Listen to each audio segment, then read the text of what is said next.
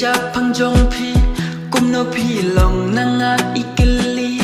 naman hay ngalawan yalam kaya phi ime ikili sha phang jong phi namar las lem ya phi im yo i